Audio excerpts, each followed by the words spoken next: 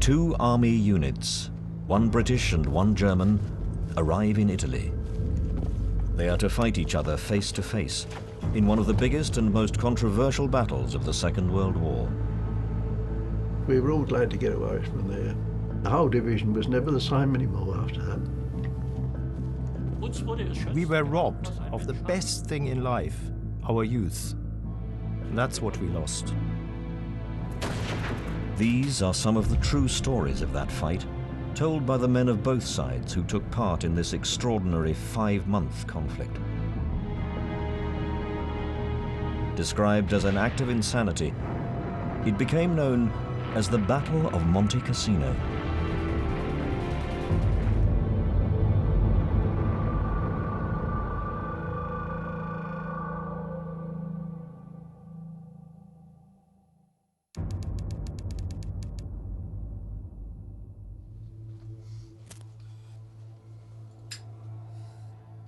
By 1944, the war has begun to turn in the Allies' favor, and Germany is now on the defensive.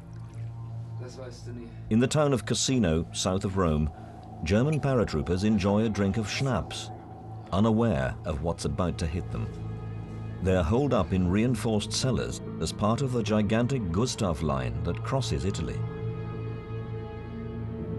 For over 2 months, the Allies have been unable to break this defensive line.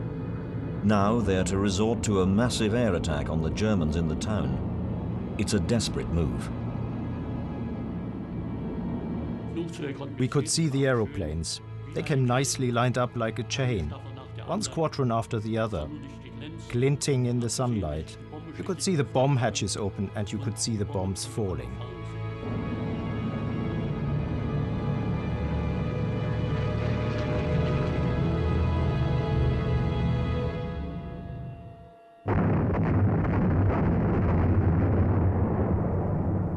For over 3 hours, Allied bombers drop 1,000 tons of bombs on the town of Cassino and the German paratroopers inside. Around 5 tons of explosive for every soldier.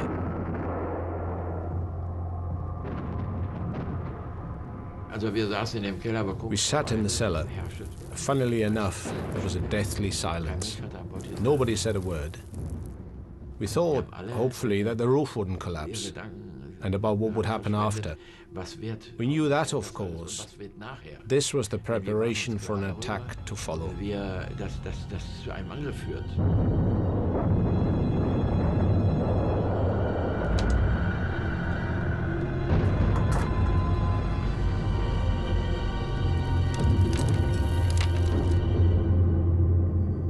In reality, the bombing reduced the town to a mass of craters, making it easier for the German paratroopers to defend.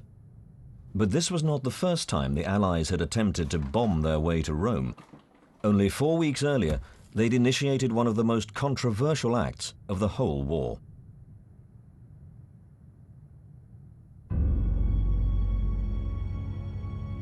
The battlefield was the town of Cassino and the hills that tower above it.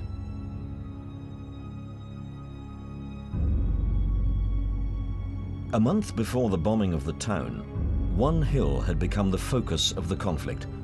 Monte Cassino, the 1,700-foot mountain that dominates the area. The Allies had become fixated by the mountain and the Benedictine monastery that crowns the summit. This imposing complex was the foremost monastery in Europe, but it found itself in a very difficult position. It also overlooked the main road to Rome. Surrounded by a network of minefields, bunkers, and machine gun nests, this was the most crucial point in the German Gustav line, extending through the mountains 100 miles across Italy.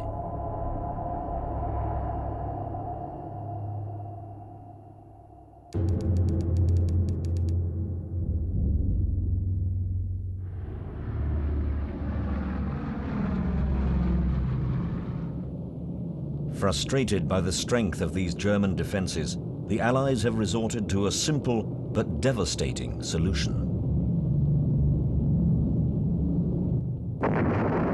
They are to completely destroy it, They believe the heavily fortified monastery may be being used by German troops. It isn't. This is the start of probably the worst point of Allied leadership in the war. For 4 hours, over 250 bombers unload one of the biggest concentration of bombs ever to be dropped on a single target. I watched the bombing of the monastery. It was very impressive, and I think justified the overused word awesome. It really was. But like the bombing in the town, the destruction of the monastery is a spectacular disaster. German troops quickly occupy the ruins, and the monastery is turned into a fortress. Da war für mich die Welt irgendwo am Ende. Und ich möchte sagen, I felt the world was at its end. trat dann ein Widerstand in Aktion, I think the destruction made us all the more determined. Der uns befähigt, We now felt we had to defend here more than we ever thought previously. als wir nur uns bisher vorgestellt haben. Both bombings were meant to soften up the positions to make them easier to attack. Both did the opposite. It seems as if the Allied commanders have little idea of the terrain or the strength of the German defenses. Previous attempts to go around the monastery or attack it from the rear had failed. Now, short of new ideas, they're going to try to take the most strongly defended German position head on. Allied forces in Italy have bombed the town of Cassino and the monastery above. They've been trying to break the German defenses there for over 2 months and move north towards Rome. But the German positions have proved too strong. Now, both sides have sent in fresh troops. Among the multinational force that will make the next attack is the 1st 4th Essex Battalion. They were real steadfast comrades. They all kept together and helped one another. They were very, very good pals. And when you lost one of those chaps, that hit you.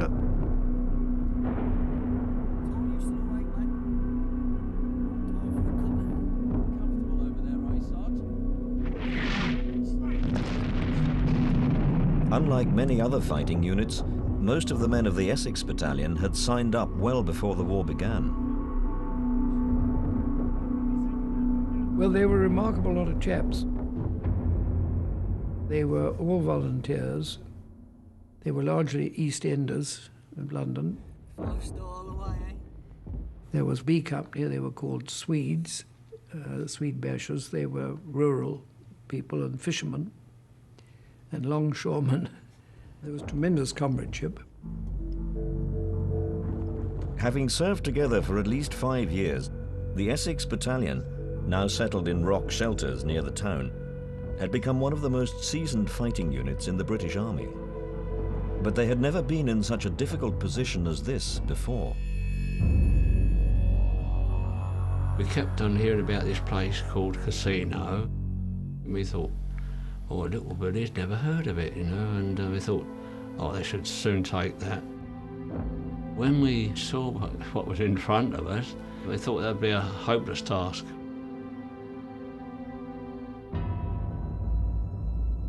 Facing them in the ruins and in the hills were some of the toughest and most respected fighting men in the German army.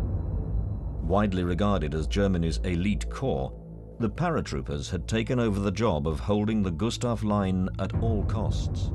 Die Fallschirmtruppe, als ich dann hinkam und habe gesehen, was das für war. When I came to the Paras, I saw what sort of men they were. They didn't give way, they didn't waver. Where they were put, they stood. They had an incredible attitude, cold-blooded. Körperlich sowieso.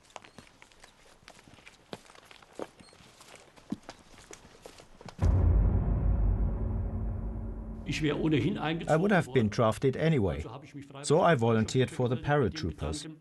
I didn't want to end up in a unit with married people or older people where they say, "You do the shooting, I'll go and get the food." The paratroopers were all volunteers, and you were proud to wear the paratroopers badge. Wie ich Fallschirmjäger wurde, da saß ich gerade in einem Zug, bei dem zwei Lanzer aus Russland. Before I joined the paratroopers, I sat in a train with 2 infantry soldiers who had fought in Russia. One of them said to me, "You want to join the paratroopers? Have you already killed your father and your mother?" This is what people thought about the paratroopers.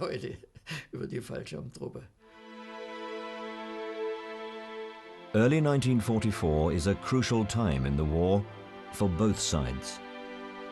Germany has lost North Africa and the campaign against Russia is collapsing. The US has joined the war in Europe and the Allies are planning the attack in France that will soon be known as D-Day. Meanwhile, Churchill has persuaded a reluctant America to take part in an attack up through Italy, what he described as the soft underbelly of Europe. It's anything but. And the Americans now believe they've been duped by the British into a hellish sideshow.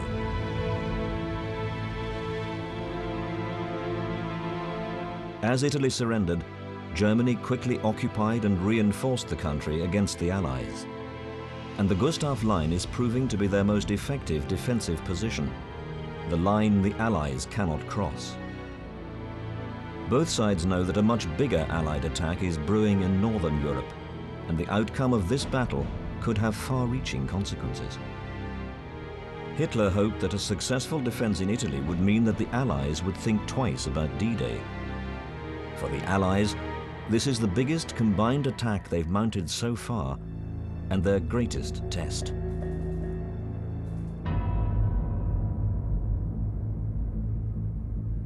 The German command structure was simple, their task to hold the line.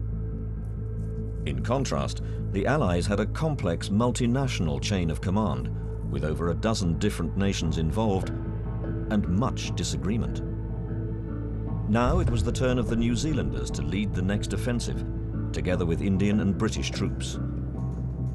The plan is for the New Zealanders to attack the town, and an Indian brigade, led by the 1st 4th Essex, to move up to the castle overlooking it.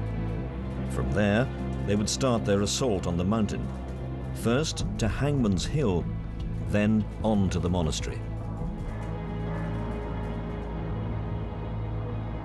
The task of attacking the ruined monastery head-on, up the steep mountainside, fills some of the men with dread. We were told what was going to happen, and I remember Major Beasley saying it's going to be a frontal attack. Well, I just remember laughing at that and saying frontal attack, and I thought he was joking.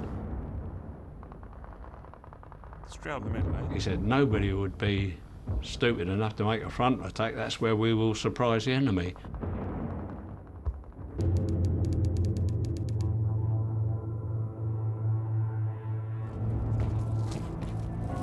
Despite many misgivings, the plan goes ahead. The Essex Battalion clambers up the steep, craggy slope towards their start point at the castle. But they're also under enemy fire, and the climb becomes deadly. We were going upside of that castle hill, and pitch black, and there's shelling and machine gunning that was going on, slipping and sliding. Oh, it was horrendous. It was really horrendous.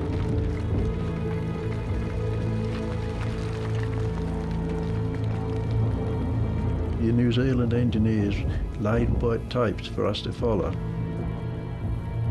Because of the shelling, the tapes got blasted apart, and you followed the tape and then you suddenly come to nothing, and you didn't know where the other end was, so you didn't know whether you were still facing the same direction. There was nothing to lose, men, just through falling down over the rocks. It happened time and time again. Men disappeared. In the total dark, it was so sheer down over this side.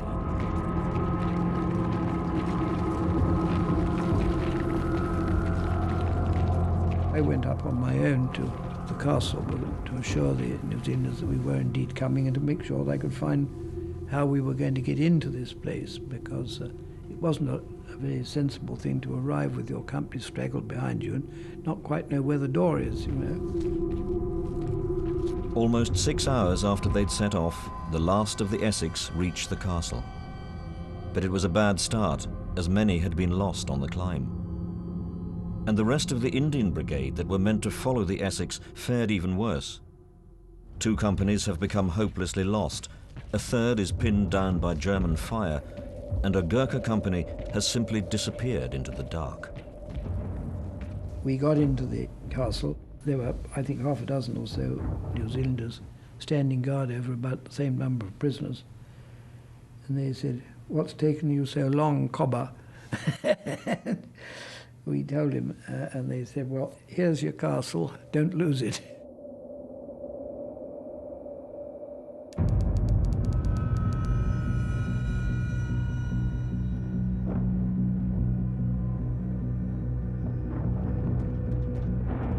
In the cold light of the next day, the effect of the bombing on the town is becoming all too clear.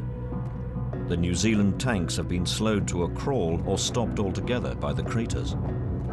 German paratroopers are defending every square inch of the ruined town, and the fighting is now ferocious, house to house, ruin to ruin. Wenn die eingedrungen waren, dann ging es nur mit Maschinengewehren. When they attacked, you just used your machine guns, which you positioned on your hip. And then you stormed towards their positions or ran after them when they started to waver or tried to run back. It was a terrible business. The fighting in the town was extremely close. It wasn't uncommon for enemy troops to occupy the same ruined house, sometimes unaware of each other's presence. Prisoners were inevitable. Zunächst haben sich immer gewundert, dass wir nicht anders aussahen. The British were always astonished that we did not look different to them. This was the funniest thing about the whole situation. They said, "For heaven's sake, you've all got English faces." All English faces. Of course, what we were supposed to look like. This was often the only time that men came face to face with their enemy. It exposed just how differently they saw their own situations. Die kamen eines Morgens angezogen. We had taken a British officer prisoner. On the next day, we talked about who would win the war. He was certain that the Allies were going to win. And this is when I said, "You're not going to get through our defenses in France. We are going to smash your ships to pieces, you'll see. You're not even going to step 1 foot on land." Well, this is what I thought. In any case, he wanted to give me his address, but he was somehow upset and almost offended when I did not accept it. Then I said, "What am I supposed to do with the address of an English prisoner after we've won the war?"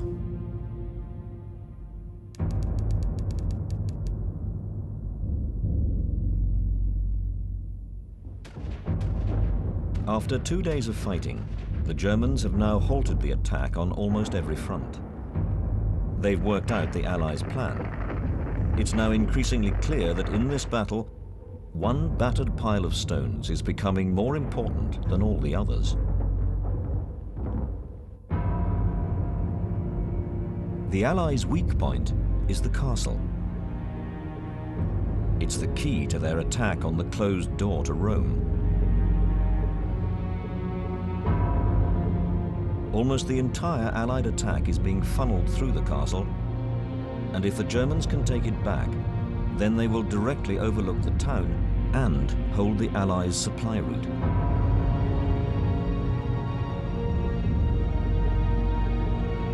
The attack on Monte Cassino will therefore be doomed.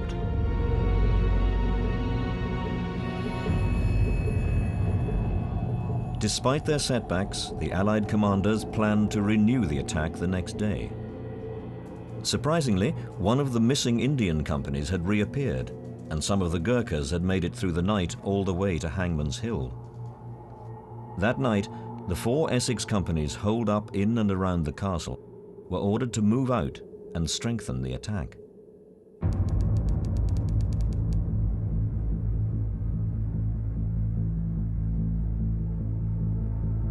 The Essex men prepared to leave the castle and begin the attack on the hills above. How they were going to get troops from Hangman's Hill to attack the monastery was a problem. The attack from Hangman's Hill, in my opinion, was going to be a disaster. It was clear that for the Allies, everything depended on this one moment. But this was also the moment that the Germans were about to launch their counterattack.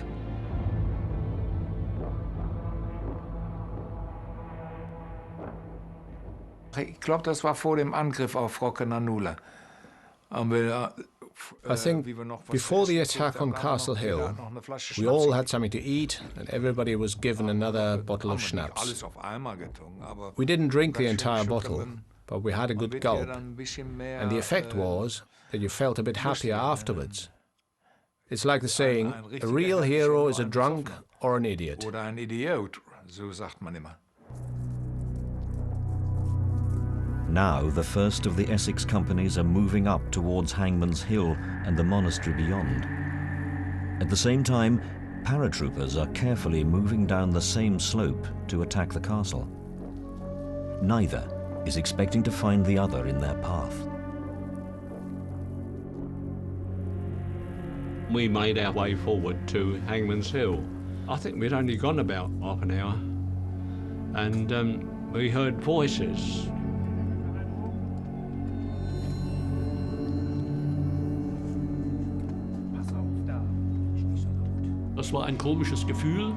It was a strange feeling, because we had to be as silent as possible, because on the other side of this ravine there was an Indian brigade, and if we made too much noise, we would have come under fire from them, and that would not have been good for us or for our mission, because that would have revealed that reinforcements were coming to the area.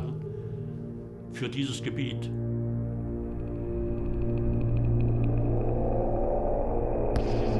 Somebody fired a very light, and that showed up the numbers that were coming down from Monastery Hill.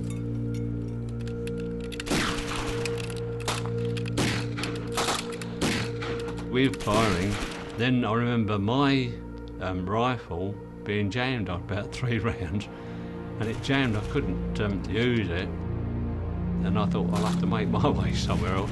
It's still pitch black, and as I came, this grenade came over.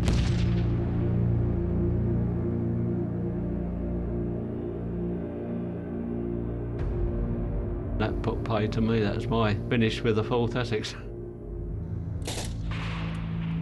The Allies had started a new attack on German defences at Monte Cassino in Italy. But just as the Essex battalion led the move up the mountain, they were hit by a strong counterattack.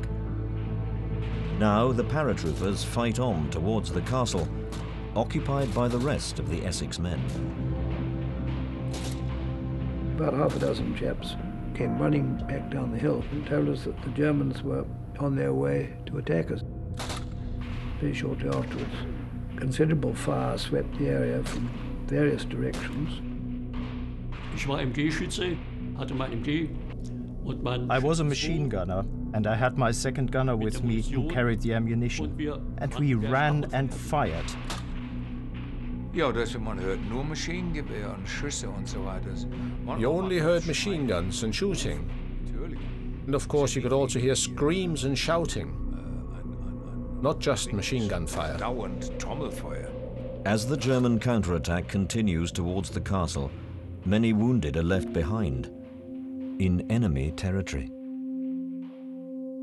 Dawn started breaking. My left arm was in tatters really, the leg and chin, and I was losing blood and feeling a bit faint. And I see the troops come down and make their way towards the castle. And I thought, I daren't move. The best way is to act as a dead body. It seemed to me ages that I was laying there, but I knew I had to have immediate treatment. I saw 2 German stretcher bearers come along and asked for help. A German stretcher bearer tied a tourniquet in the arm and a splint on the leg and put a bandage around the chin. We'd done a good job.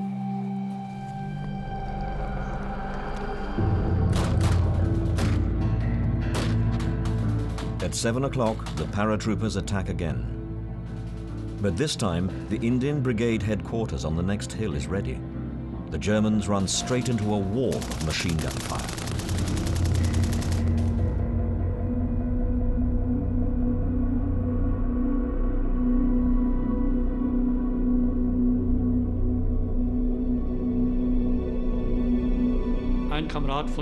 A comrade of mine had his belly torn open by grenade fragments.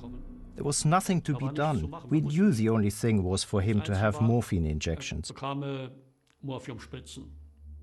We covered the wound with his jumpsuit and tightened his belt because we could not bandage it up. He wanted to shoot himself, but his pistol did not work. It had also been hit by a grenade fragment. Otherwise, he would have shot himself. He tried to. Such things are not nice, but they happened, alas. It was war, and in war everything is possible. Es war Krieg, und im Krieg ist alles möglich. The attack subsides. The area around the castle is now littered with dead. But the men inside remain under siege.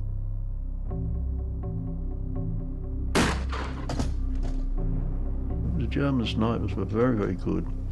And there was one who got a beeline through a crack in the wall, and he didn't miss many shots. He fired at one of the Bren gunners. They killed him. Another man then came forward as a volunteer and said he'd take over.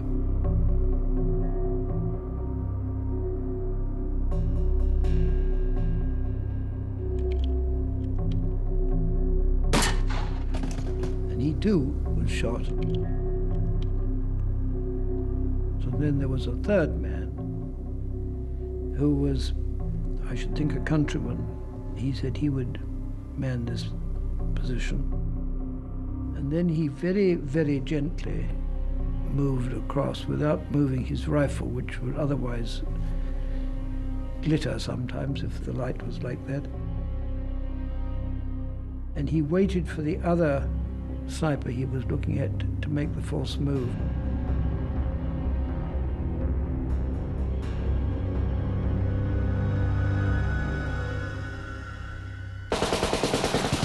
We don't know for sure, but after he'd fired, the sniper never fired through anymore, so we can only assume that he got the sniper.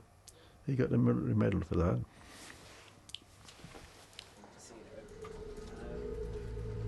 The Allies need to regain control of the area in front of the castle if the attack is to continue. The commanders send orders for the remaining men inside to move out and help. The men on the ground see the situation very differently. I felt this was a mistake because the castle was without any doubt the most important piece of ground in the battle at that time. So I got on to battalion headquarters and put forward my views on this, and they accepted. That was the right thing to do. Major Beckett decided that he would use all the troops that were left to make it a strong point. Later in the morning, another attack is made on the castle, but now with little chance of success. The German assaults seem increasingly suicidal. Out of the 200 men who began the counterattack, only 40 now remain. We came as far as the lower hairpin bend, and there we encountered heavy fire from the ruins of the castle and realized that we could not reach the castle with so few men. The Essex are also in a bad state. Major Beckett is now the only officer left in the castle. One of our soldiers had been wounded outside the castle, and I went out with the Red Cross flag. Nobody attempted to shoot me. When we got this chap back into the castle, I stood up and, I suppose somewhat theatrically, saluted the people up the hill, because it's, I suppose, a form of thank you.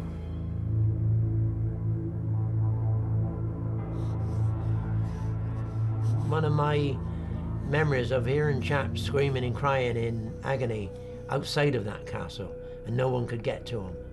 That was not a nice thing. The 3 attacks had caused an incredible body count.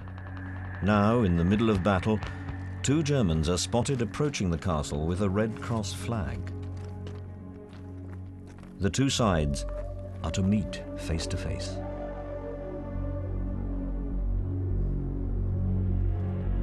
Firing died down, and there was a very great German come up, smoking a cigar, waving a flag. He come right up to the courtyard. We want a truce to bury our dead and so forth. He was a big chap, and he had a cigar case. I can't remember whether he offered me one or not, but I certainly didn't accept it because I very seldom smoke cigars.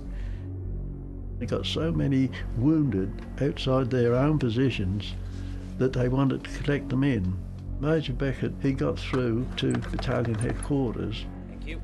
It was no more of a surprise than all the other surprises we'd had.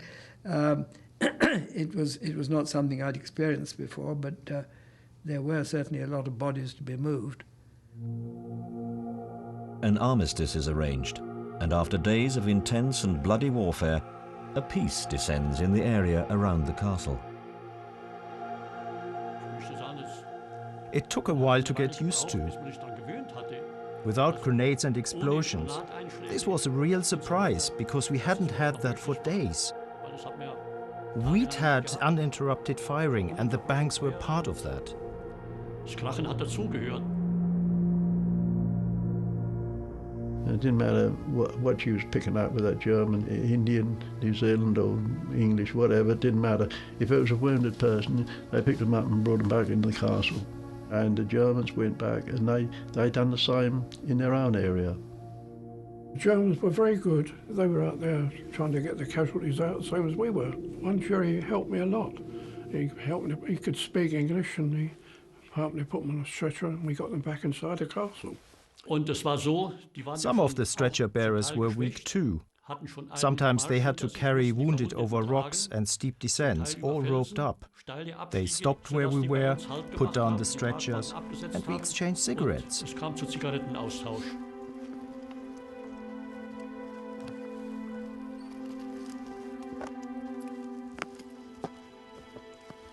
Zigarette? Zigarette.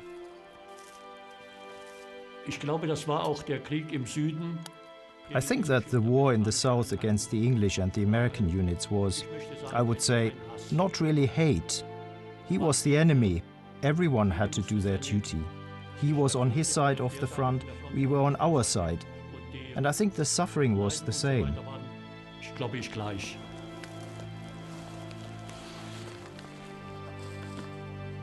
Oi. Chocolate. Danke. Danke. Thanks.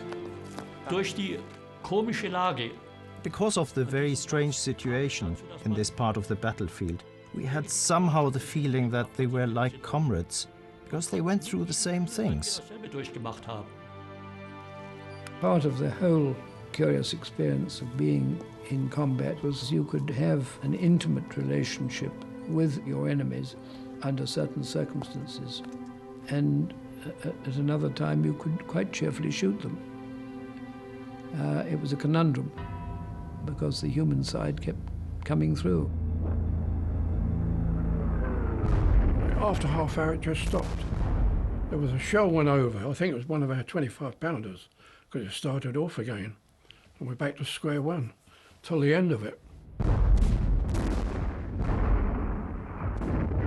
As the truce came to an abrupt end, both sides withdrew to their previous positions and back to the gory business at hand.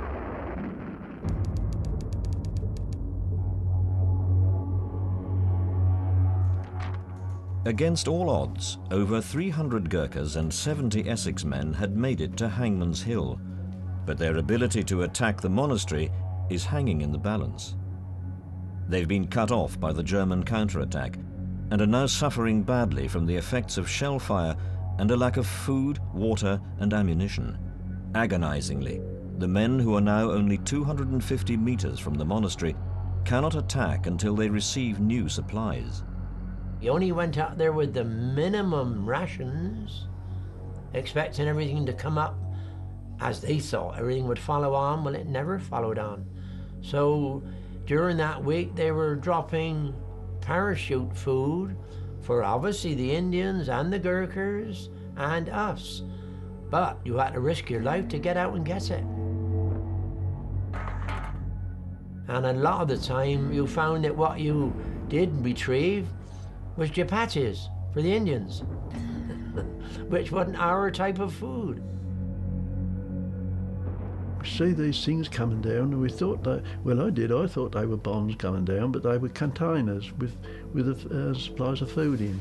But there was hardly any of them fell in the Gurkha position. They nearly all fell in the German positions. Es war eine sehr schwierige Situation, da inzwischen sich auch der Hunger bemerkt. It was a very difficult situation because we became very hungry and thirsty. And since our supplies were less than plentiful, there was much effort to locate parachutes that had drifted off target. And I would say that we captured a large proportion of the things that were dropped.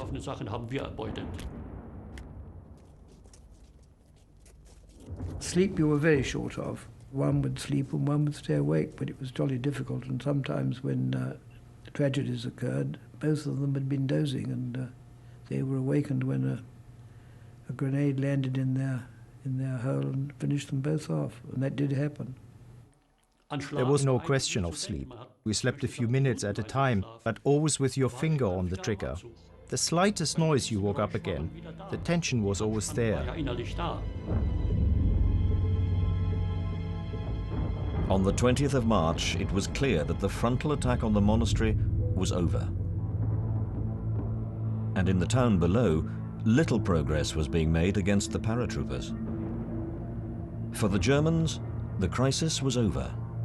They had correctly worked out that the castle was the weak point in the Allied plan, and although they'd sacrificed almost an entire battalion of paratroopers trying to take it and not succeeded, they had stopped the Allied attack. Was I pleased to hear in the end, after I spoke to Major Beckett on the 5th day, I say, we're getting a bit of a state up here. I said, so he said, well, between you and I, he said, we are pulling out tonight. What remained of the 1st 4th Essex Battalion made their way back down Castle Hill, the same precarious route they had struggled up 5 days earlier. We handed over the castle intact. We never lost it, and so we had achieved our mission in that sense. And when the New Zealanders said, now you've got it, make sure you don't lose it, we could say, well, we haven't. Each company had gone up the hill with around 65 men. Some now returned with just a handful. Of the 400 men who had hidden for days in foxholes and bomb craters on Hangman's Hill, just over half made it back. German losses were almost as bad.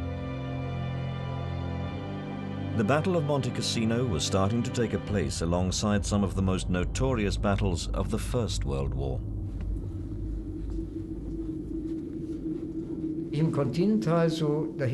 Once, while I was crawling around on the ground, I found a book, a German book.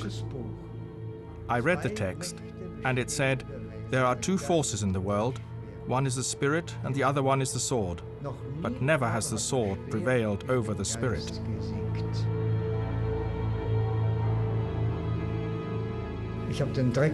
And I wiped away the dust on the book cover, and it said, The Battle of the Somme. Die Schlacht an der Somme.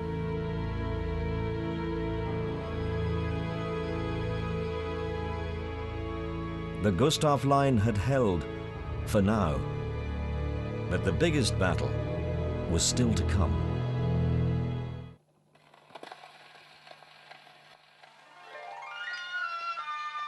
For 4 months, the Allies have tried but failed to smash the German defences at Monte Cassino. Now they're to try again. The German paratroopers wait patiently for the next attack. Wir hofften immer auf geheime Waffen. We were always hoping for secret weapons, and we knew that we needed time and had to win time. This was agreed by everyone. We needed time. As all other fronts were failing, the defense of Monte Cassino had now gained huge psychological significance for the Germans. Zu diesem Grammophon hatten wir 2 Schallplatten. Und diese 2 Platten waren... We had a gramophone, but we had only 2 songs. One of the songs was called Besame Mucho. Diese beiden Platten haben wir Tag und Nacht. We would continuously wind the gramophone up and play the record again and again. Und abgespielt.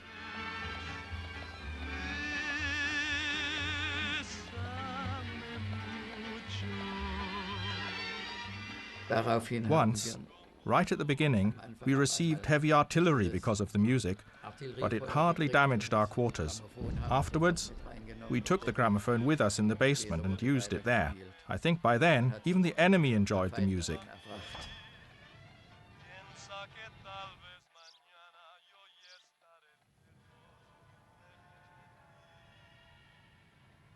May the 11th, 1944. The regular shelling has almost stopped, and an eerie silence has fallen over the valley and the hill of Monte Cassino.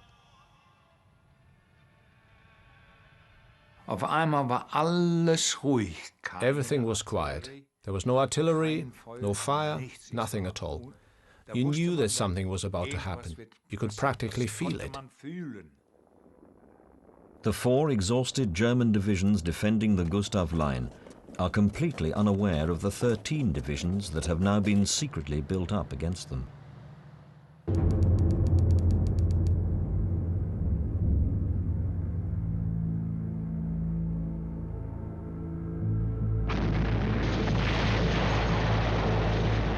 Dann auf einmal 11 Uhr abends. And suddenly, at 11 p.m., it was as if someone had put on all the lights. Everything was bright and we could see all the mountains towards Naples. By the morning, Allied and German troops were now engaged in a battle 23 miles wide. But as before, the area around the monastery at Monte Cassino is the scene of the toughest fight.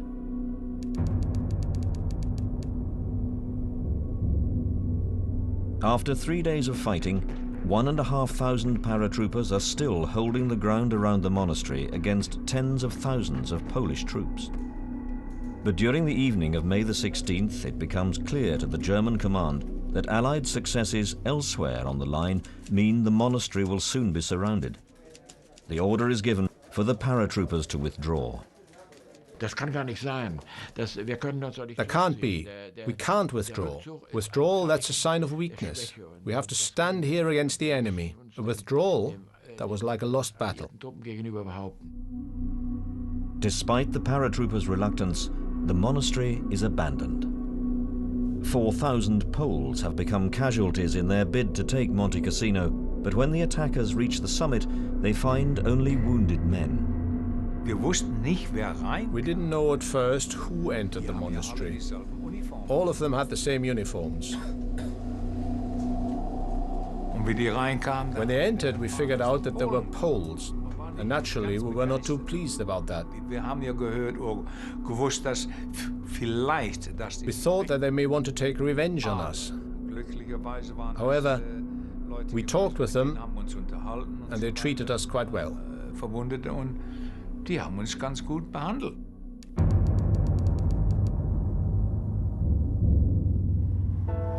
Rome is liberated.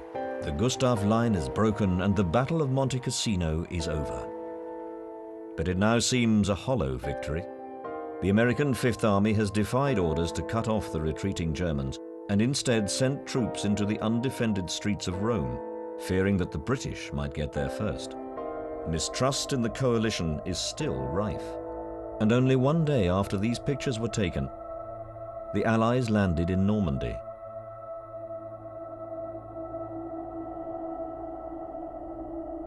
The eventual success at Monte Cassino was completely overshadowed by D-Day.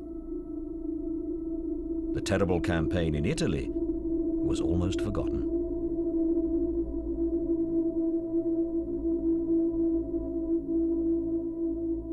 We went back in late May after the Poles had taken it. We were offered, whoever wanted to go back to Hangman's Hill to find your own comrades, because no one knew who was killed, whether they'd been taken prisoner. I mean, on both sides, the Germans or us, no one knew who was what. I think we had to cut lots for it because they couldn't take too many, but I went back up over there again, out onto Hangman's Hill, and they were there, lying there, rotting away still. That's what I should always think. Poor men rotting away. It's terrible. The battle at Monte Cassino was one of the worst of the war. At times, losses were similar in scale to the battles of Stalingrad and the First World War. Lessons must have been learned from the mistakes made here, but it was at a high cost.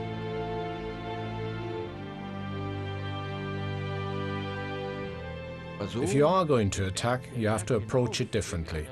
Not simply running into the mountain. Even a handful of men could defend these positions. And when there were paratroopers, soldiers with experience in hand-to-hand fighting in the mountains, then it was impossible to break through. We never understood their strategy. It was simply insane. We must have lost more than 3/4 of the company, really, at the end.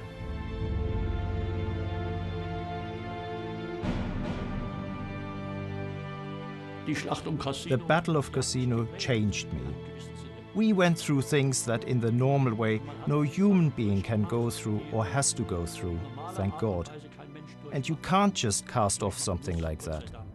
Like taking off clothes or changing a shirt. It stays with you somehow.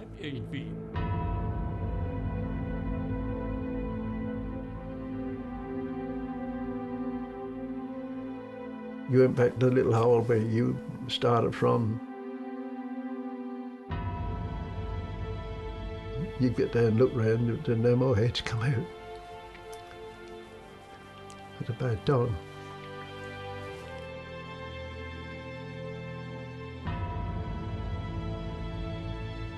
After we got back there and sorted ourselves out and collected as many people as you could and realised just how many casualties you'd had,